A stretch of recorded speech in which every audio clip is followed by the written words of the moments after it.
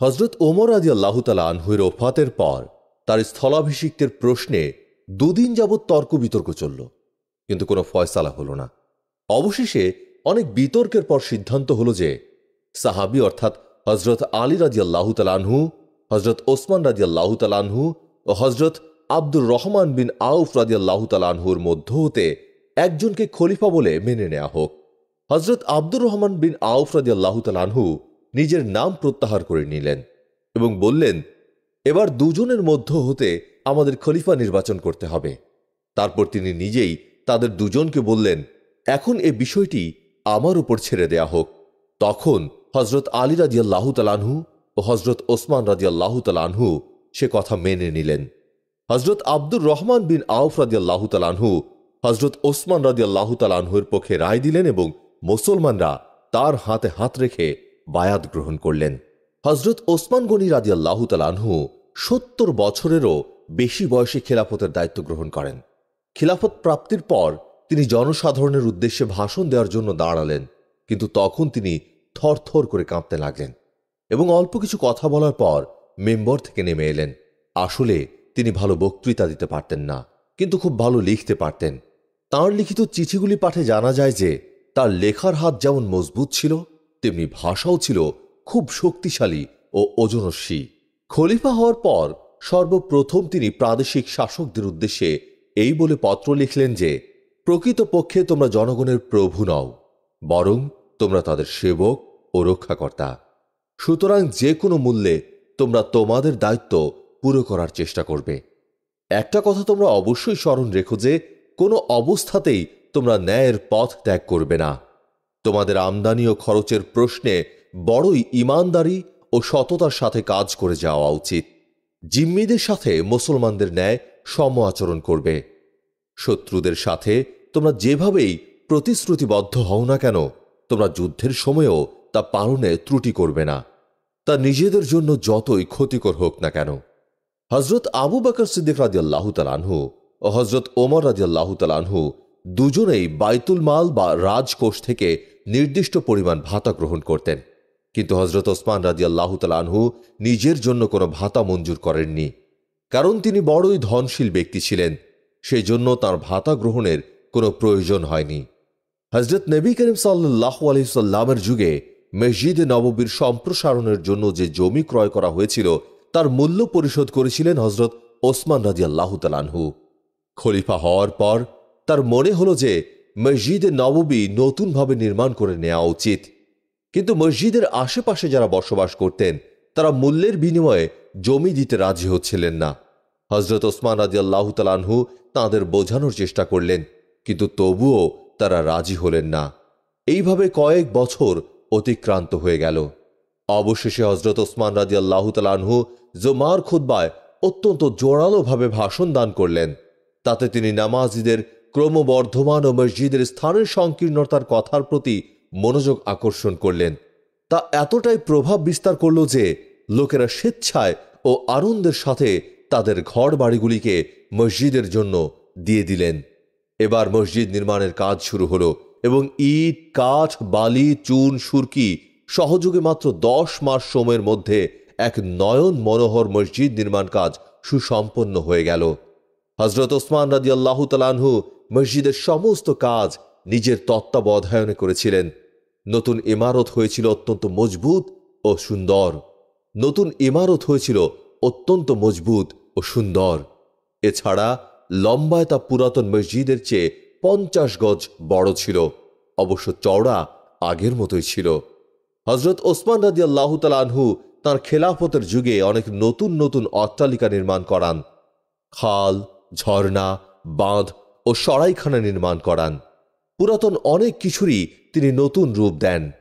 সাম্রাজ্য বিস্তৃত হচ্ছিল, সে হিসেবে তার প্রয়োজনীয়তাও বেড়ে চলেছিল। প্রতিটি রাজ্যে সরকারি দপ্তরের জন্য নতুন ইমারতের প্রয়োজন ছিল। এসব ইমারত হজরত ওসমান রাদিয়াল্লাহু তাআলা আনহুর যুগেই নির্মিত হয়েছিল। বহু সংখ্যক সেতু, সড়ক, মসজিদ ও অতিথিশালাও নির্মাণ করান। কুফায় কোনো অতিথিশালা ছিল না। হজরত ওসমান রাদিয়াল্লাহু তাআলা আনহু এক বিশাল অতিথিশালা নির্মাণ করিয়ে দিলেন।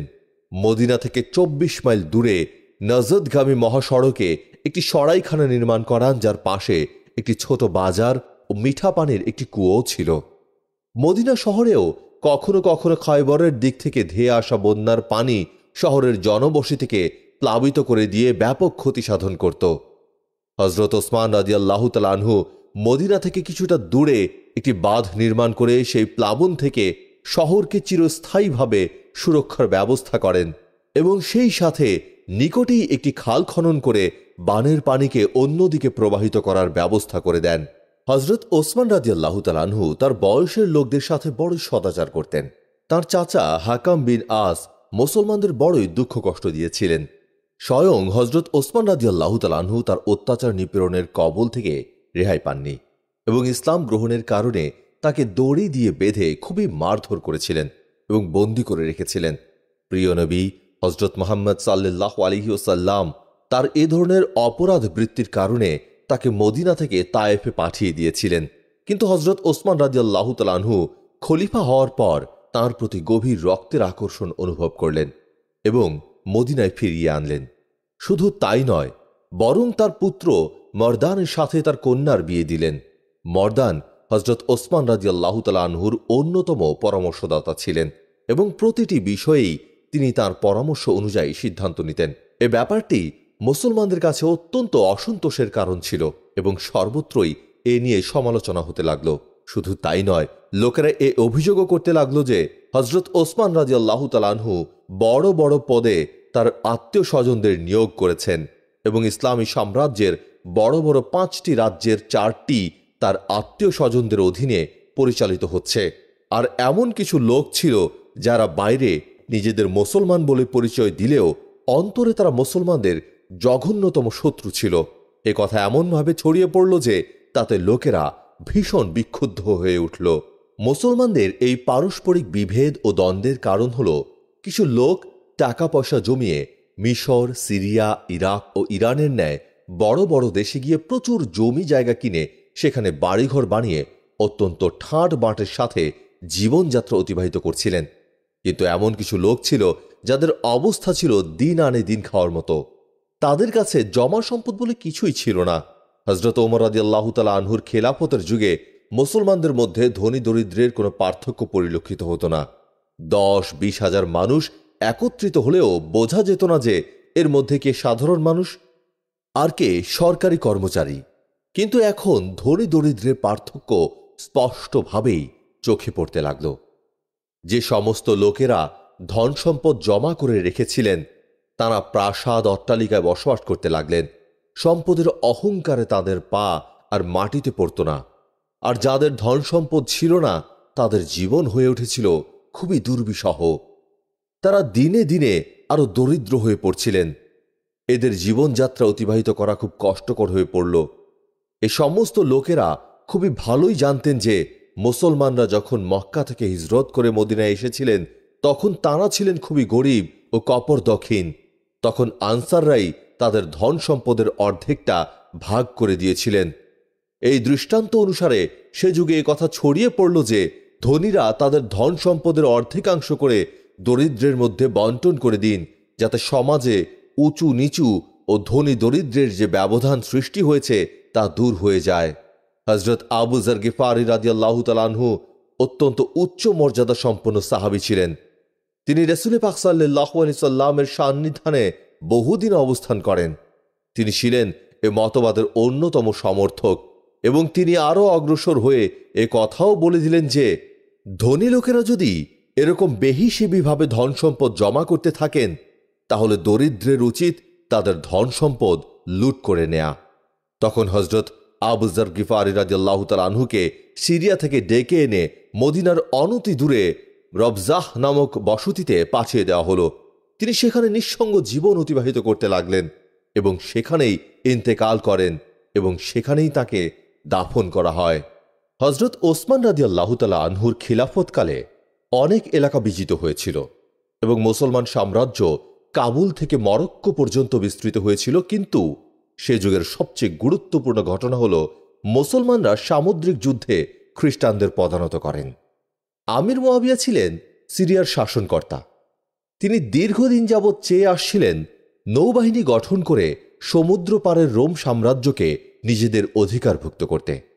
হজরত ওমর রাদিয়াল্লাহু তাআলা আনহুর খেলাফতকালে তিনি একবার অনুমতি চেয়েছিলেন, কিন্তু হজরত ওমর রাদিয়াল্লাহু তাআলা আনহু তা সরাসরি প্রত্যাখ্যান করেছিলেন। হজরত ওসমান রাদিয়াল্লাহু তাআলা আনহু খলিফা মনোনীত হলে আমির মুয়াবিয়া পুনরায় অনুমতি চাইলে হজরত ওসমান রাদিয়াল্লাহু তাআলা আনহু এই শর্তে অনুমতি দেন যে স্বেচ্ছায় যারা যেতে চাইবে তাদের ব্যতীত অন্য কাউকে এই বাহিনীতে অংশ নিতে বাধ্য করা যাবে না। আমির মুয়াবিয়া রাদিয়াল্লাহু তাআলা আনহু অনেকগুলো যুদ্ধজাহাজ নির্মাণ করালেন এবং রোমান সাগরের দ্বীপগুলোতে আক্রমণের জন্য প্রস্তুতি শুরু করলেন। মিশরের শাসনকর্তা আবদুল্লাহ বিন সাদ রাদিয়াল্লাহু তাআলা আনহু এ খবর জানা মাত্রই তিনি নৌবাহিনী গঠন করতে শুরু করলেন, প্রয়োজনীয় যুদ্ধজাহাজ নির্মাণ করালেন। এই দুই শাসনকর্তার সম্মিলিত নৌবাহিনী রোম সাগরীয় দ্বীপ কাবরাস, ইউরোপীয়রা যাকে সাইবারস দ্বীপ বলে অভিহিত করে, সেখানে আক্রমণ চালালেন। কাবরাসের সৈন্যরা অত্যন্ত কঠোরভাবে আক্রমণ প্রতিহত করল, কিন্তু অবশেষে পরাজিত হয়ে অস্ত্র সমর্পণ করল এবং এ দ্বীপ মুসলমানদের অধিকারভুক্ত হয়ে গেল। এই যুদ্ধে মুসলিম সেনাপতি আবদুল্লাহ বিন কায়েস রাদিয়াল্লাহু তাআলা আনহু শহীদ হয়ে গেলে আরেক বীর সেনাপতি সুফিয়ান বিন আউফ পতাকা ঊর্ধ্বে তুলে ধরেন এবং কাবরাসের সৈন্যদের ওপর এমন জোরালো আক্রমণ চালালেন যে তারা আত্মসমর্পণ ছাড়া আত্মরক্ষার আর কোনো পথ খুঁজে পেল না। কাবরাস বিজয়ের 2.5 বছর পরে রোম সম্রাট 500 যুদ্ধজাহাজের এক বিশাল বহর আলেকজান্দ্রিয়া আক্রমণের জন্য প্রেরণ করলেন। যখন সিরিয়া ও মিশরে এ খবর পৌঁছালো, তখন সিরিয়া থেকে আমির মুয়াবিয়া রাদিয়াল্লাহু তাআলা আনহু ও মিশর থেকে আবদুল্লাহ বিন সাদ রাদিয়াল্লাহু তাআলা আনহু স্ব যুদ্ধজাহাজ নিয়ে আক্রমণ চালালেন রোমান বাহিনীর ওপর। ইসলামের ইতিহাসে ইতিপূর্বে এত ভয়াবহ আকারে আর নৌযুদ্ধ সংঘটিত হয়নি। মুসলমানরা অসীম ধৈর্য এবং সাহসিকতার পরিচয় দিয়ে যুদ্ধ অব্যাহত রাখল এবং অসংখ্য রোমান সেনাকে নিহত করল। এই যুদ্ধে এত অধিক পরিমাণে রোমান সেনা নিহত হয় যে তাদের রক্তে গোটা সমুদ্র লাল হয়ে গিয়েছিল। শত্রুপক্ষের নৌবাহিনী প্রধান আহত হয়ে পলায়ন করল। অবশেষে মুসলমানগণ বিজয় পতাকা উত্তোলন করে সেখান থেকে প্রত্যাবর্তন করল। আর্মেনিয়ানরা এই সুযোগে বিদ্রোহ ঘোষণা করল, কিন্তু হাবিব ইবনে মুসলিমা ফেহরি তাদেরকে শায়েস্তা করে আর্মেনিয়াকে বিজিত এলাকাভুক্ত করলেন। আগেই বলা হয়েছে যে হজরত আমির মুয়াবিয়া রাদিয়াল্লাহু তাআলা আনহুই সর্বপ্রথম নৌযুদ্ধের ধারা স্থাপন করেন। তিনি সাইপ্রাস ইত্যাদি এলাকা দখল করে আরও অগ্রসর হতে ইচ্ছা প্রকাশ করলেন। অতএব তিনি হিজরি 32 সনে নৌবাহিনী নিয়ে কুস্তন্তুনিয়া পর্যন্ত অগ্রসর হলেন, কিন্তু পরিস্থিতি অনুকূল ছিল না বিধায় এই অভিযানকে পরবর্তীকালের জন্য স্থগিত রাখা হয়। হিজরি 33 সনে তিনি পুনরায় রোমে নিজের আধিপত্য বিস্তার করলেন। হজরত ওসমান গনি রাদিয়াল্লাহু তাআলা আনহুয়ের শেষ আমল পর্যন্ত হজরত আবদুল্লাহ ইবনে আমর রাদিয়াল্লাহু তাআলা আনহু তালেকান, ফারেয়াব, জুয়েজান ও মুরাদ্রুদ প্রভৃতি এলাকা জয় করেন। এছাড়াও বিজিত এলাকার কোন স্থানে বিদ্রোহ দেখা দিলে সেটাও অবিলম্বে দমন করা হতো।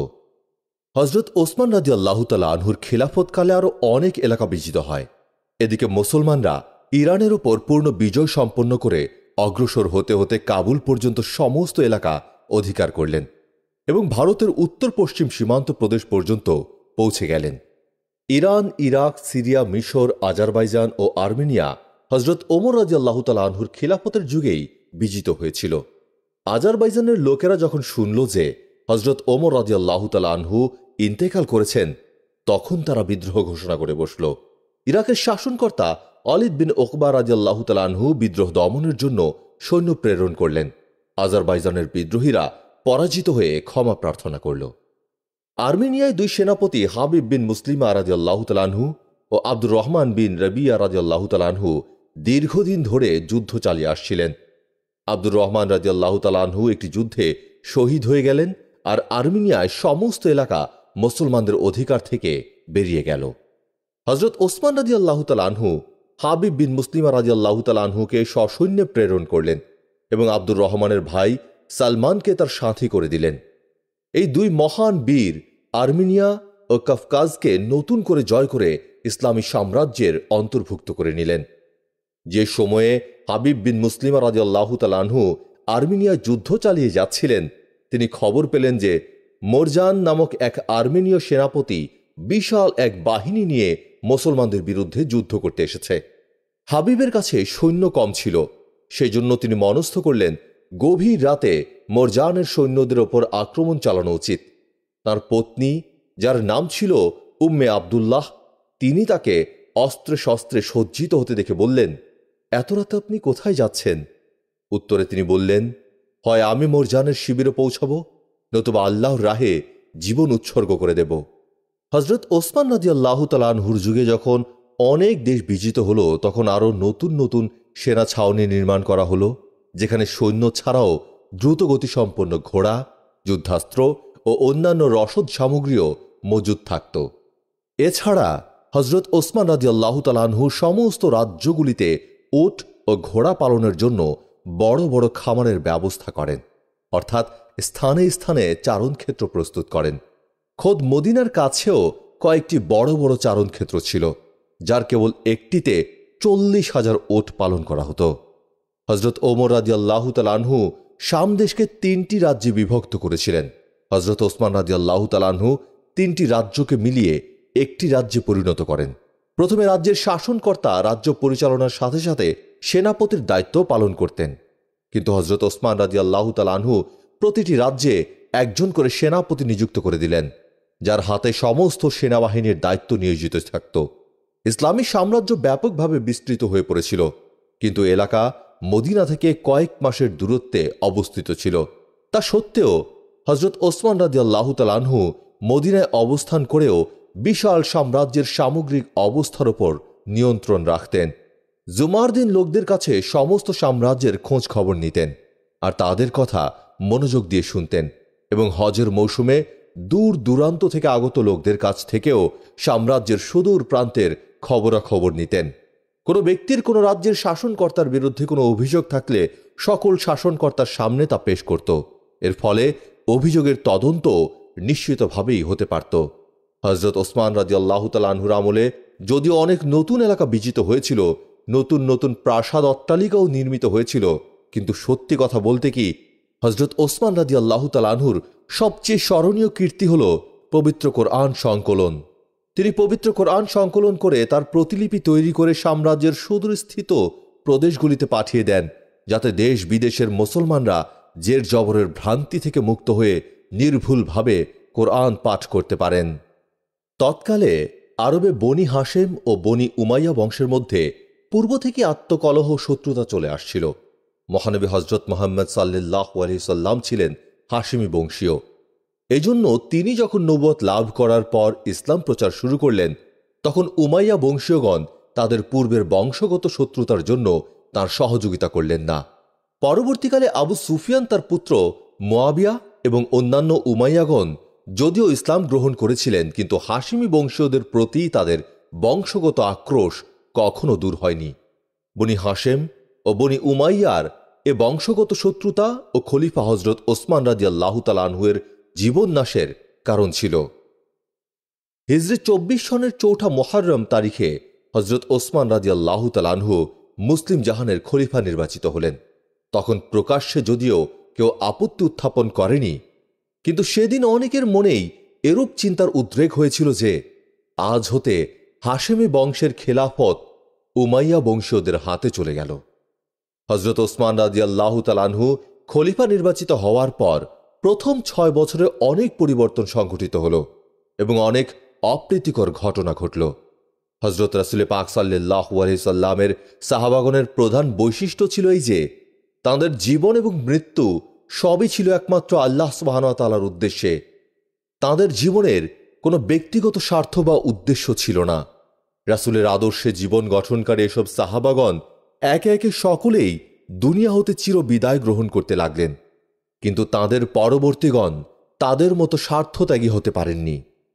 কাজেই তাদের মধ্যে দলাদলি, স্বার্থপরতা ও ক্ষমতা লাভের চেষ্টা বিদ্যমান ছিল। ফলে মাত্র কয়েক বছরের মধ্যেই ইসলামী খেলাফতের সুদৃঢ় দুর্গে ফাটল ধরল। একদিন খলিফা হজরত ওসমান রাদিয়াল্লাহু তাআলা আনহু মসজিদে খুতবা দান করতে উঠে প্রথমে হামদ ও সানা পাঠ করতেই মুসল্লিদের ভেতর থেকে একজন বলে উঠল, হে ওসমান, আল্লাহর কোরআনের অনুগত হও। খলিফা বিশেষ বিনীতভাবেই তাকে বললেন, আপনি বসুন। লোকটি না বসে পুনরায় সে কথাটি বলল। তারপর সে বসল। কিন্তু খলিফা পুনরায় খুতবাহ আরম্ভ করতেই আবার উঠে দাঁড়াল। খলিফা তাকে খুব শান্ত এবং নম্রভাবে বললেন, আপনি বসে খুতবা শুনুন, কিছু বলবার থাকলে পরে বলবেন। ষড়যন্ত্রকারীগণ পূর্বে যুক্তি পরামর্শ করেই এসেছিল, সুতরাং খলিফা তাকে বসতে বলায় একযোগে অনেক লোক দাঁড়িয়ে খুতবা পাঠরত অবস্থায় খলিফার প্রতি পাথর নিক্ষেপ করতে লাগল। আঘাতে জর্জরিত হয়ে খলিফা মাটিতে পড়ে গেলেন। সকলে ধরাধরি করে তাকে তার ঘরে পৌঁছে দিলেন। পরম ধৈর্যশীল ও দয়ালু খলিফা আক্রমণকারী ও বিশৃঙ্খলা সৃষ্টিকারীদের সকলকে ক্ষমা করলেন। অপরাধীদের কাউকে তিনি কোনরূপ শাস্তি প্রদান করলেন না। বিদ্রোহী বিপ্লবীগণ খলিফার প্রতি 5টি বিষয়ে মিথ্যা দোষারোপ করেছিল, যথা 1, খলিফা বড় বড় অভিজ্ঞ সাহাবাদের পরিবর্তে অনভিজ্ঞ আত্মীয় স্বজনকে বড় বড় দায়িত্বপূর্ণ পদে নিযুক্ত করেছেন। 2, তিনি নিজের আত্মীয় স্বজনদের জন্য বাইতুল মাল হতে অধিক অর্থ ব্যয় করেছেন। 3, জায়েদ ইবনে সাবেত লিখিত কোরআন শরীফ ব্যতীত কোরআনের অন্যান্য কপি তিনি জ্বালিয়ে ফেলেছেন। 4, তিনি কতগুলো নতুন নতুন বেদাত কার্য প্রচলন করেছেন এবং কতিপয় সাহাবাকে অপমান করেছেন। 5, তিনি মিশরের দূতের সাথে বিশ্বাসঘাতকতা করেছেন। বস্তুত বিদ্রোহীদের এসব অভিযোগের প্রায় সবগুলোই ছিল মিথ্যা ও ভিত্তিহীন। খলিফা হজরত ওসমান রাদিয়াল্লাহু তাআলা আনহু গভীরভাবে চিন্তা করে বিদ্রোহ দমন করার উদ্দেশ্যে 3টি কর্মসূচি গ্রহণ করলেন। 1, কুফার গভর্নর সাদ ইবনে আসকে পদচ্যুত করে তার স্থলে আবু মুসা আশআরীকে গভর্নর নিযুক্ত করলেন। 2, প্রত্যেক প্রদেশের অবস্থা পর্যবেক্ষণ ও সংবাদ সরবরাহ করার জন্য কতিপয় বিশেষ পর্যবেক্ষক নিযুক্ত করলেন।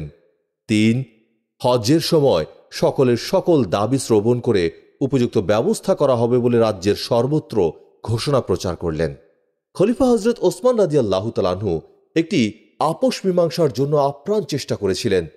বিদ্রোহীদের দাবি দেওয়া সম্বন্ধে বিশেষ বিবেচনা করা হবে বলে প্রতিশ্রুতি দিতে লাগলেন, কিন্তু বিদ্রোহীদের কোনরূপ আপোষ করার ইচ্ছা ছিল না।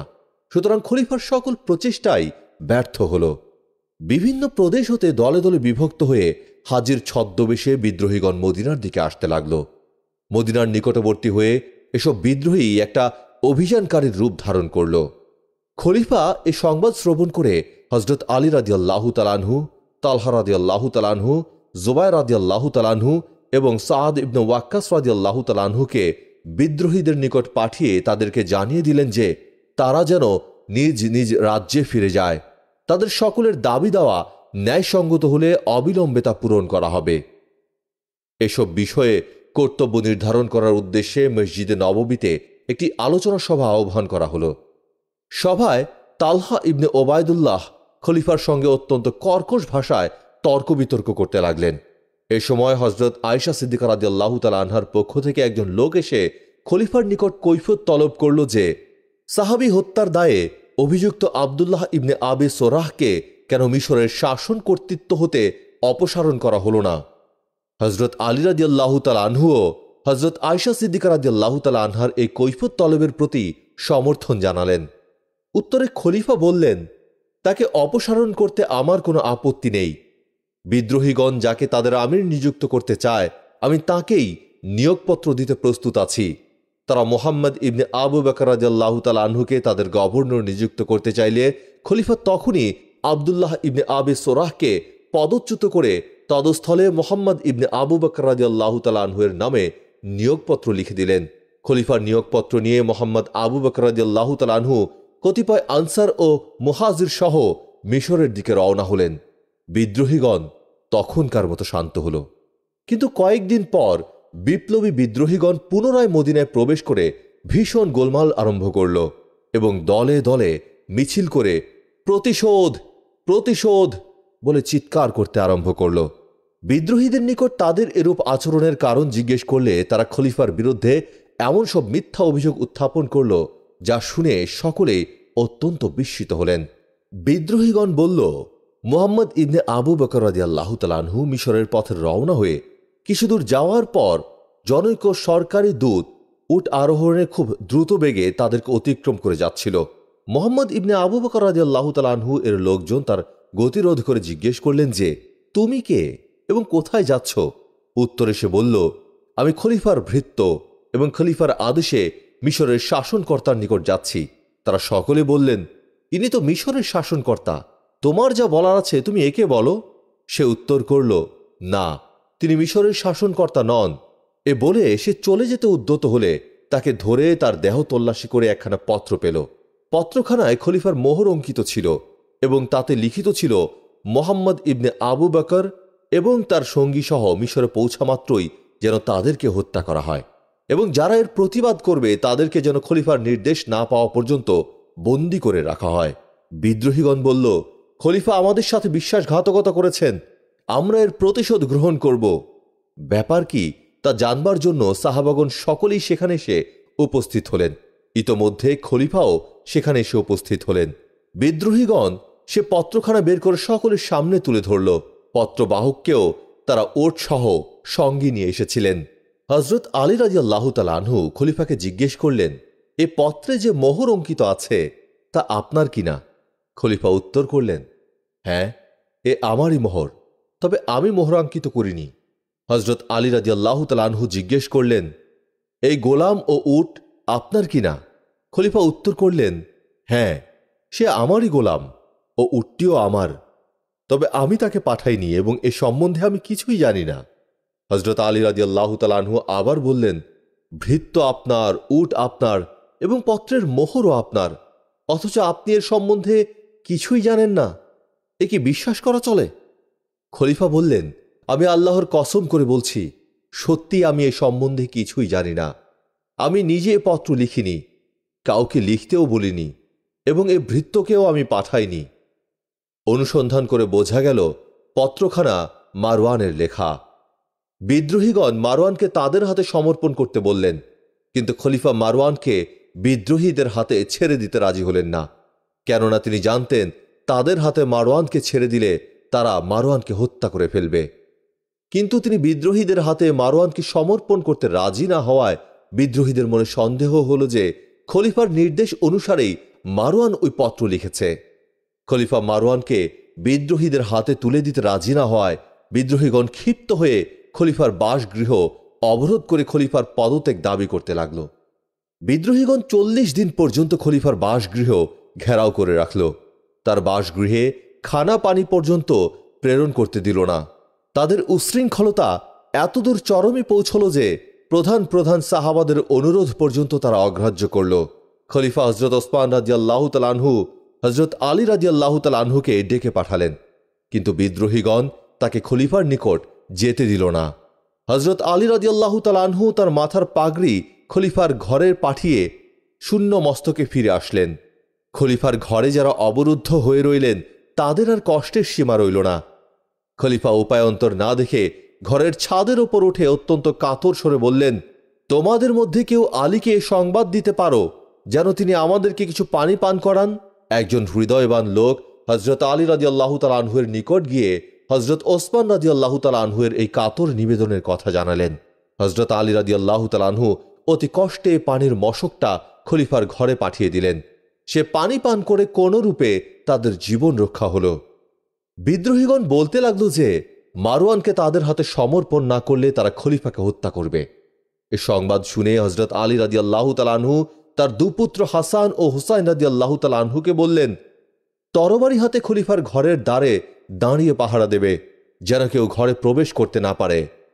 ভ্রাতৃদ্বয় খলিফার ঘর পাহারা দিতে লাগলেন। হজরত তালহা রাদিয়াল্লাহু তাআলা আনহু, হজরত জুবায়ের রাদিয়াল্লাহু তাআলা আনহু এবং আরও কতিপয় সাহাবাও তাদের পুত্রদেরকে খলিফার গৃহদ্বারে পাহারায় নিযুক্ত করলেন। খলিফা বিদ্রোহীদেরকে বুঝিয়ে শান্ত করতে চাইলেন। বিদ্রোহীরাও খলিফার অসংখ্য সৎ কাজের কথা, তার মর্যাদার কথা, এমনকি হজরত ওসমান রাদিয়াল্লাহু তাআলা আনহু যে সংকীর্ণ মসজিদে নববীর জন্য জায়গা খরিদ করে ওয়াকফ করেছিলেন এবং মুসলমানগণ যখন পানির অভাবে কষ্ট করছিল তখন যে তিনি বীরে রুমাকুপ খরিদ করে মুসলমানদের ওয়াকফ করে দিয়েছিলেন তাও স্বীকার করল। কিন্তু বিদ্রোহীগণ সেই মসজিদে গমন করতে, সে কূপের পানি পান করতে খলিফাকে বাধা প্রদান করল। এর চেয়ে দুঃখের আর কি হতে পারে? হজের মৌসুম তখন শেষ হয়ে আসছিল। বিদ্রোহীগণ ঠিক করল হজের মৌসুম শেষ হবার পূর্বেই খলিফাকে হত্যা করা হবে। খলিফা বিদ্রোহীদের এই ঘোষণা শুনে বিদ্রোহীদেরকে উদ্দেশ্য করে বললেন, কি অপরাধে তোমরা আমাকে হত্যা করতে চাও? ইসলামী শরিয়তের বিধান অনুযায়ী 3টি কারণে কাউকে হত্যা করা যেতে পারে। 1, কেউ ব্যভিচার করলে তাকে প্রস্তারাঘাতে হত্যা করা যায়। 2, ইচ্ছাপূর্বক বিনা অপরাধে কেউ কাউকে হত্যা করলে তাকে হত্যা করা যায়। 3, কেউ ইসলাম পরিত্যাগ করলে এবং পুনরায় ইসলাম গ্রহণ করতে অস্বীকার করলে তাকে হত্যা করা যায়। তোমরা আল্লাহকে সাক্ষ্য করে বলো, আমি 3টা অপরাধের মধ্যে কোন অপরাধটি করেছি? কেন তোমরা আমাকে হত্যা করতে চাচ্ছ? খলিফার এ কথার উত্তরে বিদ্রোহীগণ কোনো উত্তর দিতে সক্ষম হল না। পরিস্থিতি ক্রমেই অত্যন্ত গুরুতর আকার ধারণ করল। আবদুল্লাহ ইবনে জুবায়ের খলিফার খিদমতে উপস্থিত হয়ে বললেন, হে আমিরুল মুমিনিন, বর্তমানে আপনার মহলে 700 লোক রয়েছে। আপনি দয়া করে একবার অনুমতি প্রদান করুন, আমরা বিদ্রোহীদের শক্তি পরীক্ষা করে দেখি। কিন্তু খলিফা হজরত ওসমান রাদিয়াল্লাহু তাআলা আনহু অনুমতি প্রদান করলেন না। হজরত আবু হুরায়রা রাদিয়াল্লাহু তাআলা আনহু এসে খলিফা হজরত ওসমান রাদিয়াল্লাহু তাআলা আনহুর নিকট বিদ্রোহীদের বিরুদ্ধে যুদ্ধ করার অনুমতি প্রার্থনা করলেন, কিন্তু খলিফা অনুমতি প্রদান করলেন না। মুগিরা ইবনে সোবা এবং জায়েদ ইবনে সাদ রাদিয়াল্লাহু তাআলা আনহুকেও খলিফা অনুমতি না দিয়ে নিরাশ করে ফিরিয়ে দিলেন। খলিফা নিষ্ক্রিয়ভাবে এবং বিদ্রোহীদের ধ্বংসাত্মক কার্যকলাপ দর্শন করে মদিনার মুসলমানগণ নীরবে অশ্রু বিসর্জন করতে লাগলেন। হিজরি 35 সনের 18ই জিলহজ শুক্রবার। সেদিন শেষ রাতে খলিফা রোজার নিয়ত করেছিলেন। রাতে তিনি স্বপ্নে দেখলেন হজরত রসুল পাক সাল্লাল্লাহু আলাইহি সাল্লাম তার সম্মুখে উপস্থিত হয়েছেন। হজরত আবু বকর সিদ্দিক এবং হজরত ওমর ফারুক রাদিয়াল্লাহু তাআলা আনহু তার সঙ্গে রয়েছেন। রসুল পাক হজরত মুহাম্মদ সাল্লাল্লাহু আলাইহি সাল্লাম হজরত ওসমান রাদিয়াল্লাহু তাআলা আনহুকে বললেন, হে ওসমান, শীঘ্র চলে আসো, আমরা ইফতার করার জন্য তোমার অপেক্ষায় বসে আছি। খলিফার নিদ্রাভঙ্গ হল। তিনি তার পত্নীকে ডেকে বললেন, আমার শহীদ হওয়ার সময় অতি নিকটবর্তী, বিদ্রোহীগণ এখনই আমাকে হত্যা করবে। খলিফা আর বিলম্ব না করেই তখন কোরআন শরীফ খুলে তেলাওয়াত করতে আরম্ভ করলেন। ঠিক এমন সময় মোহাম্মদ ইবনে আবু বকর মহলের ভেতরে তীর নিক্ষেপ করতে আরম্ভ করল। তীরের আঘাতে ঘরের দ্বার রক্ষাকারী হজরত হাসান রাদিয়াল্লাহু তাআলা আনহু আহত হলেন। হজরত হাসান রাদিয়াল্লাহু তাআলা আনহুকে আঘাত করা মুহাম্মাদের ইচ্ছা ছিল না, কিন্তু তিনি আহত হওয়ায় মোহাম্মদ ইবনে আবু বকর ভীত হয়ে তার সঙ্গীগণকে বললেন, হজরত হাসান রাদিয়াল্লাহু তাআলা আনহুকে আহত অবস্থায় পেলে বনি হাশেমগণ হজরত ওসমান রাদিয়াল্লাহু তাআলা আনহুয়ের কথা ভুলে যাবে এবং হজরত হাসান রাদিয়াল্লাহু তাআলা আনহুয়ের রক্তের প্রতিশোধ নেওয়ার জন্য ক্ষেপে উঠবে। কাজেই আর বিলম্ব না করে এখনই মহলে প্রবেশ করে খলিফাকে শেষ করে আসি। খলিফার মহলের সকলেই ওপর তলায় অবস্থান করছিলেন, কিন্তু খলিফা ওসমান রাদিয়াল্লাহু তাআলা আনহু একাকী নিচ তলায় বসে কোরআন শরীফ তেলাওয়াত করছিলেন। মোহাম্মদ ইবনে আবু বকর তার সঙ্গী সহ ভেতরে প্রবেশ করেই খলিফার দাড়ি ধরে টান দিলেন। খলিফা করুণ কণ্ঠে বললেন, বাবা, আজ তোমার পিতা জীবিত থাকলে এরূপ দৃশ্য তিনি কি পছন্দ করতেন? মোহাম্মদ ইবনে আবু বকর একটু লজ্জা পেয়ে পেছনে আসলেন। কেনান ইবনে বাসার লৌহদণ্ডের দ্বারা খলিফার কপালে আঘাত করল। ধৈর্যের আধার মহান খলিফা সে অবস্থায় তাওয়াক্কালতু আল্লাহি বলে অজ্ঞান হয়ে পড়লেন। সাউদান ইবনে হারমান সে অবস্থায় খলিফাকে আরও একটি আঘাত করল। তার আঘাতে খলিফার মাথা ফেটে রক্তের ধারা ছুটল। আমর ইবনে হোমক নামক আরেকজন খলিফার বুকের উপর চড়ে বর্ষার দ্বারা তার পবিত্র দেহ ক্ষত বিক্ষত করল। আরও একজন খলিফার দেহে তরবারির আঘাত করল। খলিফার পত্নী হজরত নায়েলা রাদিয়াল্লাহু তাআলা আনহা হাত দিয়ে সে আঘাত ঠেকাতে গেলে তার হাতের 3টি আঙুল কেটে গেল। আঘাতে আঘাতে খলিফার পবিত্র আত্মা পবিত্র দেহ থেকে পরম প্রভুর সাকাশে চলে গেল। ইন্না লিল্লাহি ওয়া ইন্না ইলাইহি রাজিউন। এ মর্মান্তিক হত্যাকাণ্ডের সংবাদ প্রচারিত হওয়ার সঙ্গে সঙ্গে মদিনার মুসলমানগণ দলে দলে খলিফার মহলের দিকে ছুটে আসলেন, কিন্তু তখন আর কিছুই করার ছিল না। হযরত আলী রাদিয়াল্লাহু তাআলা আনহু 2 হাত তুলে আল্লাহর দরবারে মোনাজাত করলেন, হে মাবুদ, তুমি অবগত, আমি এই হত্যাকাণ্ডের জন্য দায়ী নই। হযরত আব্বাস রাদিয়াল্লাহু তাআলা আনহু বললেন, যতদিন হযরত ওসমান রাদিয়াল্লাহু তাআলা আনহু জীবিত ছিলেন ততদিন সকলের তরবারি কোষবদ্ধ ছিল, এবার তা কোষমুক্ত হবে এবং কিয়ামত পর্যন্ত তা আর বন্ধ হবে না। হযরত সামরাহ রাদিয়াল্লাহু তাআলা আনহু বললেন, হযরত ওসমান রাদিয়াল্লাহু তাআলা আনহুর রক্তের ধারা কিয়ামত পর্যন্ত প্রবাহিত হতে থাকবে। ইসলামী খেলাফত এরূপভাবে মদিনা হতে বের হয়ে যাবে যে কিয়ামত পর্যন্ত তার মদিনায় ফিরে আসবে না। হযরত ওসমান রাদিয়াল্লাহু তাআলা আনহুর শাহাদাত বরণের তৃতীয় দিনে তাকে জান্নাতুল বাকি গোরস্থানে দাফন করা হলো। মাত্র 17 জন মুসলমান তার জানাজার নামাজে শরীক হলেন। হযরত জুবায়ের ইবনে মোতায়েম খলিফার জানাজার নামাজ পড়ালেন। খলিফা হযরত ওসমান রাদিয়াল্লাহু তাআলা আনহুর খেলাফতকে মুসলমানগণ অত্যন্ত আগ্রহের সঙ্গে গ্রহণ করেছিল এবং সকলেই একটু স্বস্তির নিঃশ্বাস ফেলেছিল। কোমল স্বভাব এবং খলিফা হওয়ার পরেই জনসাধারণের ভাতা বৃদ্ধি করে দেওয়ার সকলের জীবনেই একটা স্বাচ্ছন্দ্য ও সচ্ছলতা ফিরে এসেছিল। সেজন্য জনসাধারণ সকলেই তার প্রতি সন্তুষ্ট ছিল। খলিফা হযরত ওসমান রাদিয়াল্লাহু তাআলা আনহুর খেলাফতকালে প্রথম দিকে কারো কোনো অভিযোগ ছিল না। সেজন্য প্রথম 6 বছর বেশ শান্তিতেই অতিবাহিত হয়েছিল।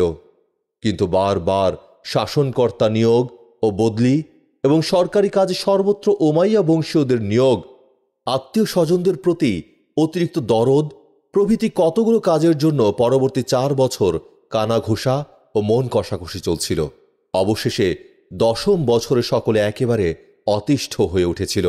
শেষ পর্যন্ত তা বিপ্লবের আকার ধারণ করে দেশময় একটা অশান্তি ও বিশৃঙ্খলার সৃষ্টি করে।